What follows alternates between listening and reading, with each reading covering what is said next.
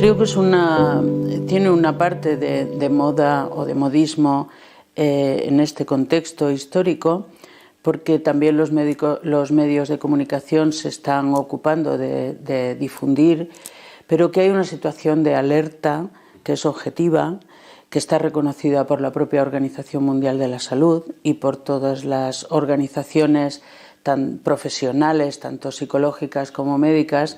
que advierten del incremento de problemas de salud mental de toda índole, tanto en niños como en adolescentes. Y también se está haciendo eco a la sociedad entera de que esos problemas que antes comenzaban a aparecer a edades algo más tardías están adelantando el problema, el inicio del problema. Entonces, lo que sí creo que está habiendo una sensibilización general hacia aspectos que antes estaban más soslayados o estaban más enmascarados, y en este sentido la oportunidad del Congreso me parece estupenda porque sintoniza y coge la onda de una preocupación global que tiene la sociedad.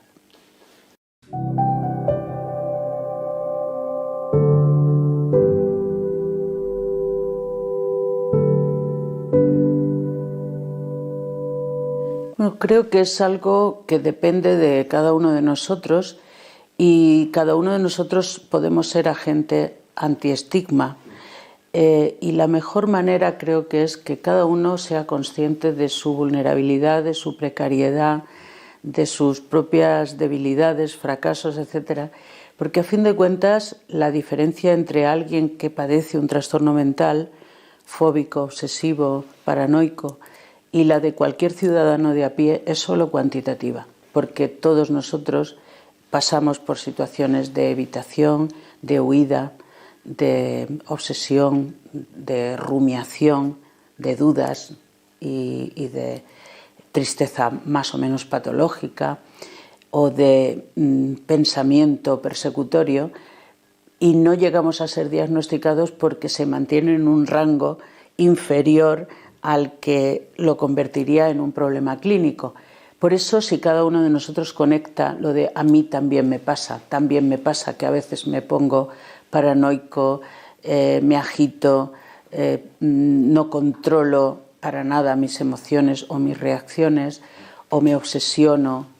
excesivamente con algunos problemas, podemos comprender que a otro le pase en 1 grado más o en 2 grados más, pero podemos reconocer nuestra propia patología reflejada en esa persona que sí ha sido diagnosticada. Pero en la esencia es lo mismo, es un factor muchas veces meramente cuantitativo.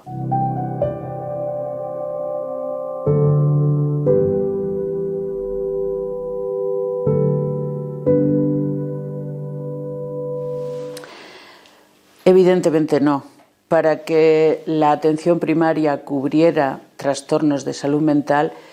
y lo he oído recientemente a un experto que trabaja desde el propio Ministerio de Sanidad en ello, se requeriría que hubieran unos 8.000 psicólogos en la atención primaria. Y eso equivaldría a algo así como a tener psicólogo de cabecera en cada centro de salud, y que se ocupara de muchas funciones más allá de lo que pueda hacer el psicólogo clínico especialista en salud mental, pero incluso como psicólogos generalistas competentes en salud,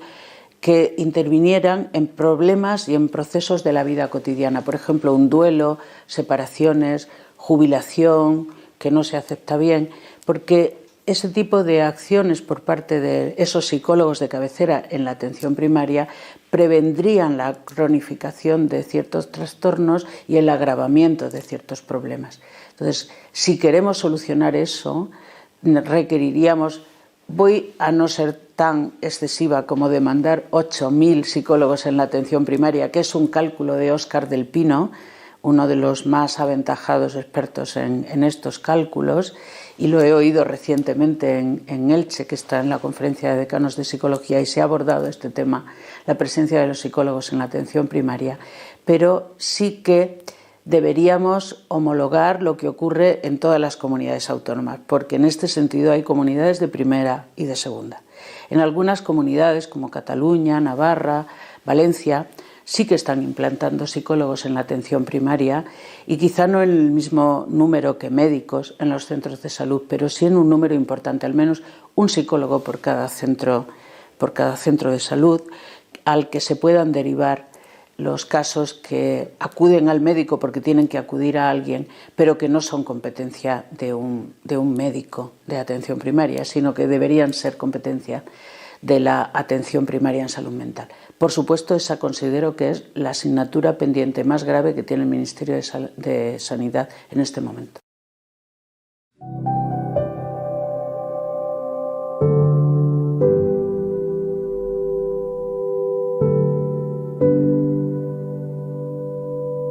Tradicionalmente había una figura que era la del psicólogo de enlace, que era el que servía también como un punto de interconexión entre profesionales de la salud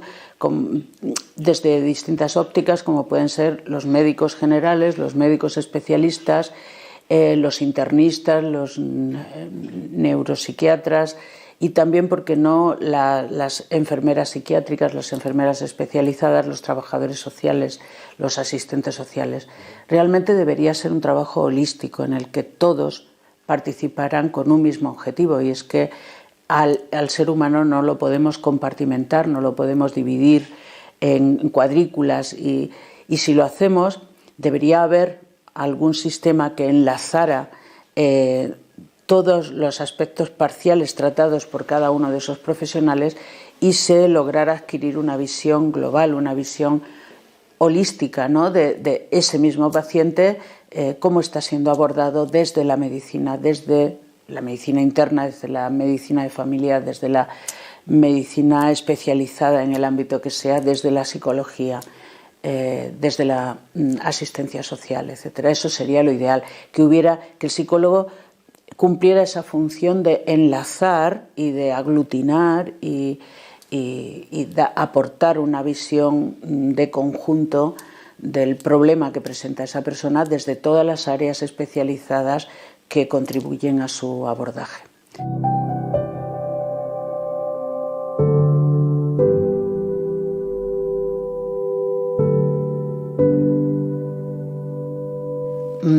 No es su competencia directa, pero en esto varias parcelas profesionales primero deberían contribuir definiendo mucho mejor cuál es su perfil profesional diferenciado y diferenciador de otras parcelas profesionales con las que colinda. O sea que tenemos ahí como fronteras de profesionales que nos acercan, pero deberíamos también tener muy definidos qué es lo diferencial, qué es lo que nos distingue a cada profesional respecto a otros. Los servicios sociales no tienen que entrar en la intervención psicológica, del mismo modo que los psicólogos, por ejemplo, que hay un área que es psicólogos de intervención social, también deben diferenciar su campo de acción del trabajador social o del asistente social. Pero son trabajos fronterizos, son perfiles profesionales fronterizos que deben definir muy bien sus roles, y en esto todavía tenemos algún problema.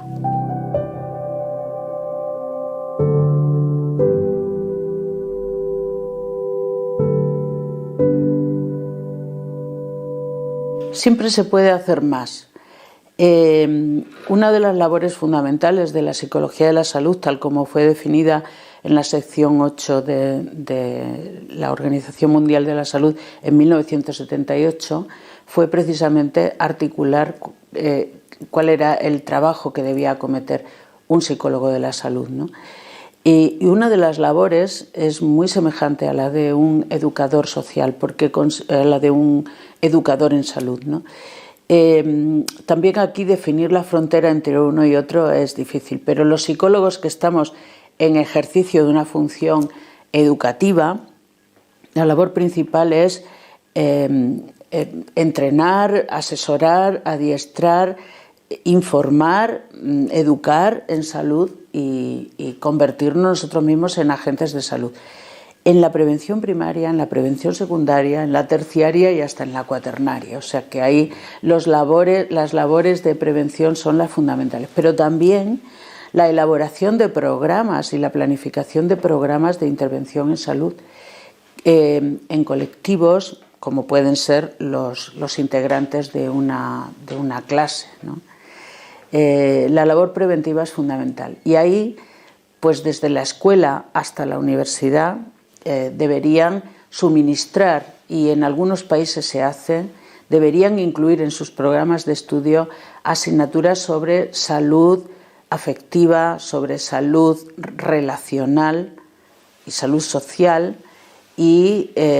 por supuesto, también salud y prevención en salud sexual,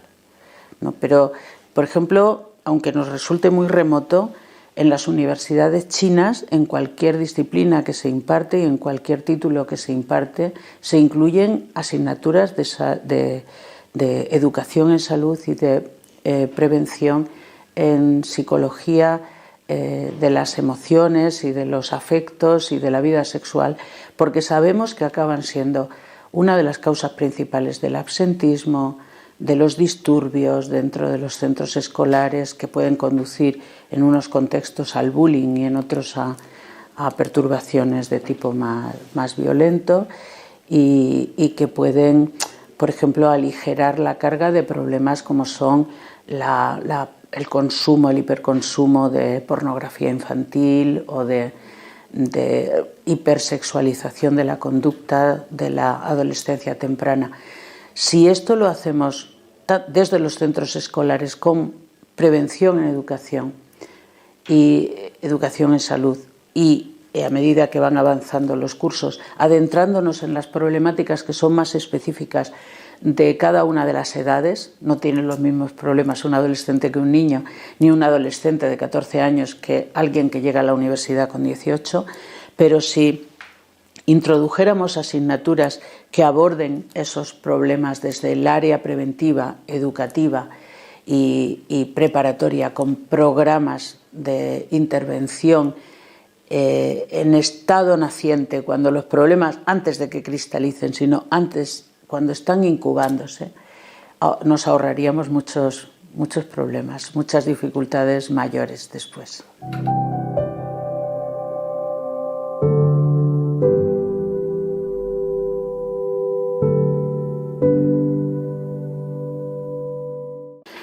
Yo creo que sería útil, por ejemplo, que hubiera, al menos de forma voluntaria, escuelas de padres, porque muchos de los problemas que acaban padeciendo los niños y adolescentes tienen que ver con cómo se está modificando el concepto de maternidad, de paternidad, de vida en familia, y eso sería de gran ayuda, ¿no? Hacer la propia prevención dentro de las familias. Para eso serían muy útiles las escuelas de padres, porque ningún padre viene con un libro de instrucciones, ¿no?, de cómo ejercer la paternidad y la maternidad. Otra labor interesante quizá sería también la de educar a través de otros agentes sociales, como pueden ser, por ejemplo, los monitores de deporte, los monitores de ocio, de actividades musicales, etcétera, que ahí tuvieran una sensibilidad especial que permitiera captar cuando un niño o un adolescente comienza a dar indicios de que tiene algún problema. Creo que la sensibilidad a este respecto va aumentando porque de hecho se va a crear o se está creando una especialidad de psiquiatría infanto-juvenil, ¿no? No es que los psiquiatras ejerzan dentro del ámbito de la infancia, sino que va a constituirse como una especialización específica porque presenta problemas específicos, ¿no?, tanto en el tipo de población como en la definición de los problemas y de los cursos de intervención. Yo acojo como una buena noticia que esa especialidad se cree. Y debería crearse no solo desde la psiquiatría, sino también desde la psicología, con especialidades en clínica infanto-juvenil. y en algunas reuniones que como decana estoy asistiendo se está lanzando esta propuesta clara al Ministerio, ¿no? Y debería ser una especialidad que estuviera regulada en algún Real Decreto de especialidades. Para eso tenemos que hacer mucha fuerza. Las campañas se ganan muchas veces con los retos se consiguen anticipatoriamente favoreciendo los programas políticos que tienen cierta sensibilidad hacia estas cuestiones, y quizá la responsabilidad de cada ciudadano es saber qué secunda y qué no secunda con su voto, ¿no? Porque si queremos conseguir logros, todo eso va a pasar por ministerios, después de proyectos de ley y diferentes iniciativas gubernamentales. Si va a pasar, cada ciudadano tiene que vivirlo como un reto personal. Si quiero remediar esto, tengo que apoyar esto, tengo que apoyar tal o cual iniciativa que favorece esto. Entonces, ahí creo que el reto es para todos. A nivel gubernamental, de los ministerios, evidentemente los que más labor van a poder desempeñar son los ministerios de Educación y el Ministerio de Sanidad. Pero evidente también que eso depende de la dotación que se reciba en los presupuestos generales del Estado para favorecer la creación de partidas que lleven a cabo iniciativas de este signo, ¿no?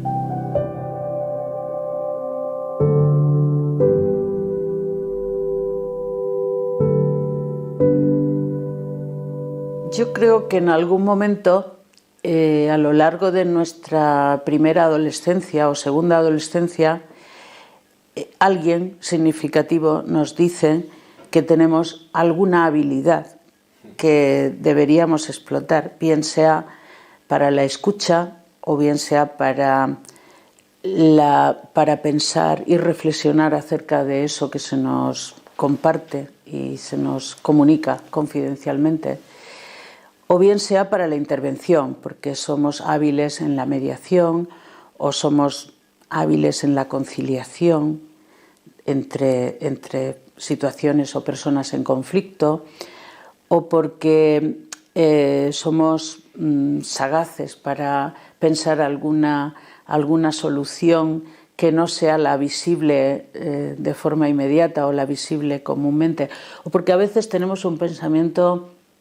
transversal, ¿no?, que se sale de la onda habitual y un pensamiento quizá un poco creativo, un poco original, que rompe con las previsiones y logra descolocar y sacar a alguien de esa zona de conflicto. Y por supuesto está esa motivación quizá más general o más genuina de querer ayudar a las personas que se encuentran en una situación más desfavorecida o más vulnerable, pero es importante haber pasado por esas zonas oscuras de uno mismo y de esa vulnerabilidad personal para tener esa sensibilidad, saber que uno puede superar esos puntos de dificultad con la ayuda de otros o buscando soluciones para eso, y en algún momento trascender tu problema personal para llegar a servir de estímulo o de soporte para aquellos otros que sí pueden acabar necesitando tu ayuda. Pero no basta con querer ser altruista y solidario, hace falta también tener mucha capacidad reflexiva, mucha resiliencia, mucha capacidad empática y mucha capacidad introspectiva, como que tienes que tener una habilidad para mirar hacia adentro, porque solo mirando hacia adentro puedes servir de espejo a aquello que otra persona te acabe comunicando, es decir, esto me suena, esto lo he vivido yo, por este atolladero he pasado.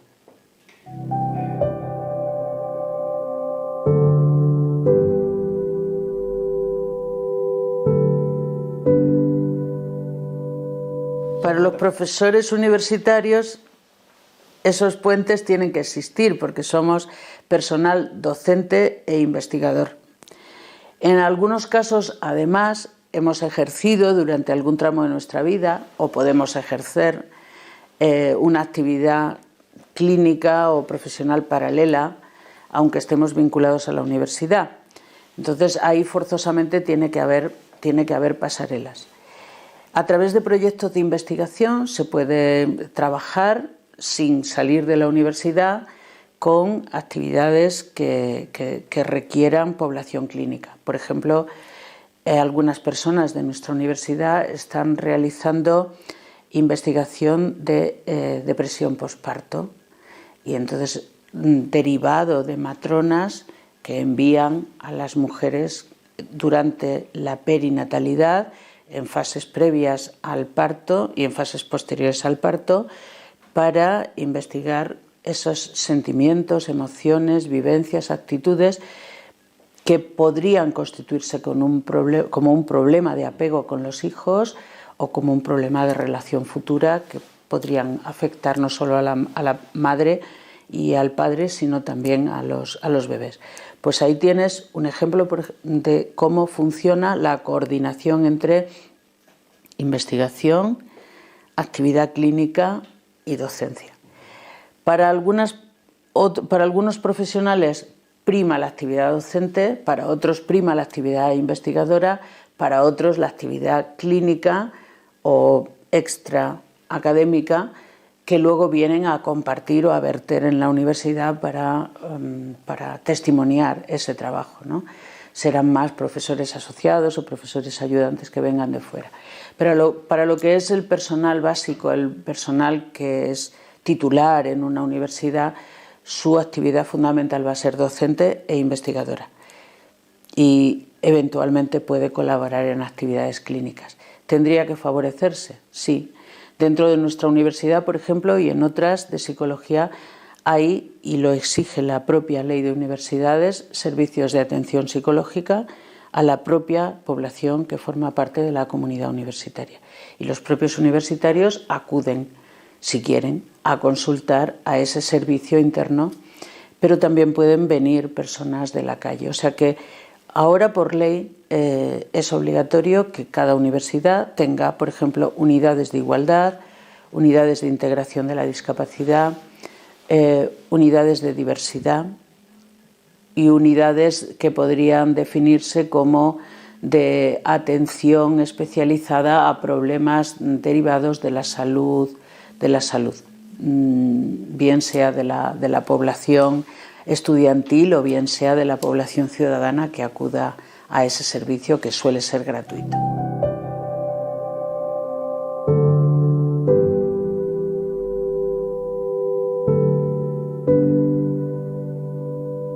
Así lo espero.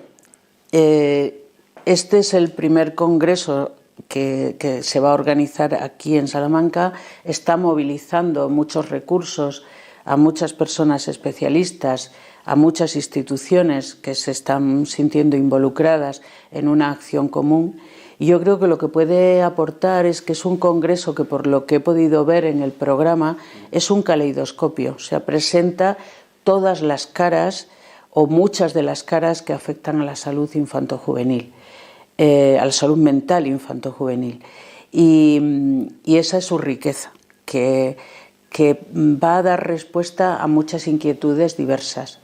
y va a aunar y va a obligar a escuchar simultáneamente muchas demandas y muchas necesidades sociales que provienen desde muchos frentes distintos. Si las autoridades no escuchan una voz tan coral y tan diversa que viene de psiquiatras, de psicólogos especialistas en tantos frentes distintos, sería demasiado sorda. Entonces es importante que escuche, y tengo la intuición, y en esto soy optimista, de que se escuchará y de que esto llegará, este congreso y otros parejos que se están celebrando por parte de otras instituciones y asociaciones, y que esta sensibilización de cada vez mayores colectivos y mayor número de ciudadanos, junto con los medios de comunicación, que son agentes fundamentales para la difusión de las necesidades sociales, todos tenemos que empujar en la misma dirección, ¿no? Que es que esto llegue a los ministerios, que llegue a los parlamentos, que se creen las unidades de atención necesarias en los centros de salud, en las escuelas, donde sea menester, y en las unidades de atención especializada, como son los centros de salud mental que hay en el Servicio Nacional de Salud. O sea, esto tiene, es un grito, es un clamor, y es un clamor mucho más después de la pandemia, como todos hemos conocido, ¿no?